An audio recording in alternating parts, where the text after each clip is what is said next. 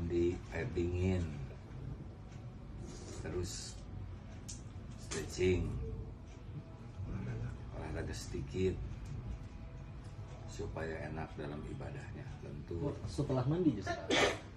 iya, jadi bangun usahakan mandi air sedingin mungkin, pakaian yang bagus ya, dan itu ya ibadah. Di ujung waktunya banyak tafakur dan juga belajar.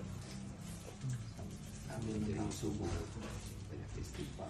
Jadi tahajudnya itu jangan dipakai sholat semua, tapi pakai banyak tafakur selain doa ya. Setiap hari harus doa. Pada subuh harus doa, Allahumma inni as'aluka ilman nafi'an wa rizqan thayyiban wa amalan mutaqabbalan. Itu Rasulullah selalu minta ilmu, rezeki yang baik dan amal yang diterima.